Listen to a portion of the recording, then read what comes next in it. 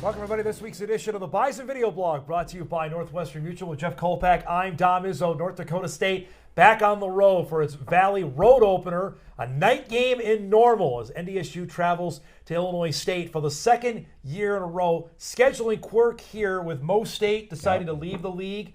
They had to rejigger the schedule, meant that the Bison have to play in Normal for a second straight year, and this time going to be a night game, Jeffrey. Well, selfishly, I like this. If we're going to travel somewhere, Dom, let's go to Normal, Illinois. It's a nice place, nice stadium, first-class outfit. They do things right. Their Brocksback has done things right there for a long time. They have the administration in place, the stadium renovation that they did. It's an indoor facility now, too. Yeah, they have the indoor bubble. There's everything about it. They just haven't gotten over the hump lately, and really you can make the case they haven't gotten over the hump since that national title loss to NDSU in 2014 season. Yeah, 19 they had a good run. They made it to the quarterfinals and lost to the Bison, but again, ran out of steam without a quarterback. That was the James Robinson team, whereas James Robinson left, right, and up the middle. But they've run it. You can't get over the hump because the two Dakota schools have been there, frankly, NDSU and SDSU. We've talked about it on Hot Mic, and I'll reiterate it. You're going to hear it all week. They haven't beat the Bison, Jeff, since 2010. If you want to talk about humps, that's a mountain for Brocksback trying to get over right now. Well, and no better time than the present, I guess, for Illinois State. If you're going to do something, now is the time. And you look at their schedule. Yeah, losing Oklahoma, it's Oklahoma. You're taking the payday there. And Morehead State, Kentucky. Morehead State, Kentucky is just awful. Eastern Illinois, they gave up 30 to Eastern Illinois. That's a red flag to me. Red flag. And then last week, or 2 weeks ago, they had the bye week last week. 2 weeks ago, should have got beat by North Alabama. North Alabama has an extra point to win the game, and they bonk it off the upright, lose in 2 overtimes, and that final is 38-36. I thought this defense would be better than what it is. I mean, Ty Niecamp's one of the best linebackers in the country, but talking to Illinois State and Brocksback during media day in July in Sioux Falls, I think they thought they were going to be better on the D-line than maybe what they've shown so far. They have a returning quarterback, which is rare these days. Tommy Rittenhouse is back for his second year as the starter. Wenker's right. Bison fans have seen him a couple of times as the big tailback. They were hoping Mason King would be their guy because, remember, he got injured on the first play 2 years ago against Iowa. He's still not 100%. Doesn't seem like it. So they're missing that explosiveness. They still have Daniel Sobkowitz, their great wide receiver, number 2. But this is a team that's, I think, good, but just not – still missing something, I guess, maybe the best way to say it. Well, they could find it on Saturday. I mean, they could throw them right back in the mix of everything. Absolutely right. But then the team we saw last year really couldn't handle athletically what NDSU presented. And now the Bison, after 4 games, again, we've just said so mane times, the competition hasn't been that great, but they've looked pretty athletic and pretty fast, and and the head coach has been pretty pleased with how they performed.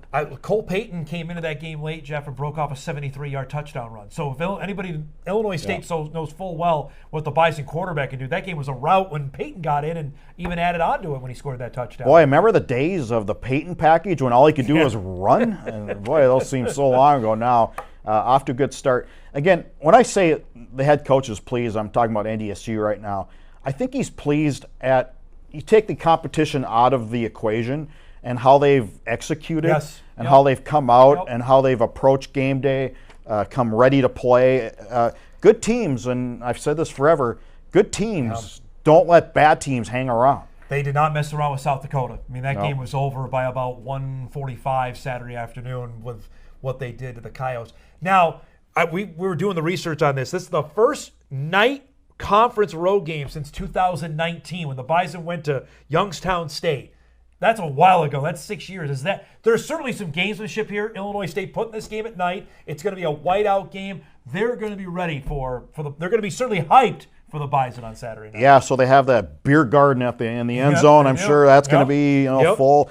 We've been there during homecoming at Illinois State, a couple times. And it's been a really good atmosphere. I mean, it has been almost out of control a little bit. Students run around outside the stadium. I would expect this would be a similar atmosphere. Against North Alabama, there was 2 weather delays, and it wasn't a nice day, so you can throw that out the mix. But this is the time for Illinois State. This is their game. I mean, this is their time to show up, pack the house, make it difficult against the number 1 ranked team in the country, And I think the defense has to play a little better than what it has. I'm just going to go back. You mentioned those 2 homecoming games. The combined score of those games, I believe, was about 85-17.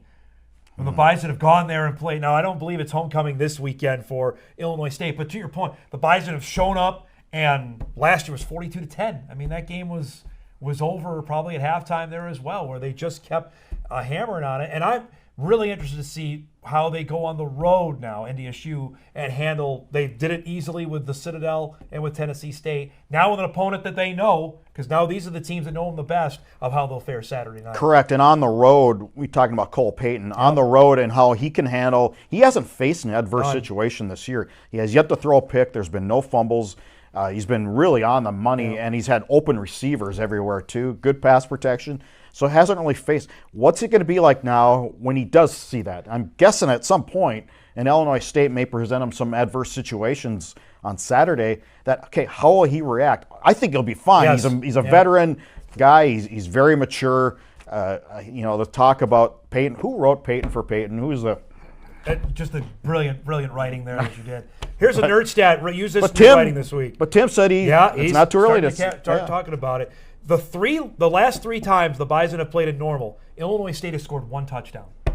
Wow. They have 1 touchdown against the Bison. So that alone tells you they've got to do something. And that goes back to what you've talked about, why Illinois State hasn't been a factor nationally. He hasn't been able to find a quarterback. He really hasn't since Trey Roberson left, and that was 2014. Yeah, there's been guys they brought in transfers. Yes. The Minnesota transfer was we thought going to be the guy. Annexstad was there. He thought he's going to be the guy. Just kind of never really got to that next level. Now Tommy Rittenhouse, he's 58 and 97, 60%, not bad. Better than what Aiden Bauman in the world. He's not very big, and he's not really exceptionally fast. He's run for 20 times for 155 yards. So 7.8 carry. That's pretty good. Something to keep an eye on there. But I'll go back, and you and I have both talked to him. When they had to stop playing Illinois State in the spring year, that really hurt. It's taken them a couple years. I think finally now they made the playoffs last year. They won 10 games. It's not like Illinois State was 3-8 last year. They won 10 games and lost to Davis in the second round of the playoffs to finally get their legs underneath them after what happened in the spring of 2021. I think they had high hopes, and they have high hopes with this season. Go to SEMO, win a playoff game on the road, and so that was pretty impressive last year. And did it with SEMO at 8 turnovers? Yes. My goodness. So they turned him over, played good, decent defense in that game. But then Davis kind of handled them, and now it's kind of back to the same old. And this is Brock's back. I don't know how much longer he's going to coach. We keep saying that. I asked him that. He chuckled at me about a media day that, I love what I'm doing. So he's the dean now with Mark Farley stepping aside. SPAC is the elder statesman of coaches in the conference now. And it's really kind of a rare thing now with coaches in their, I think he's around 60, in the 60s.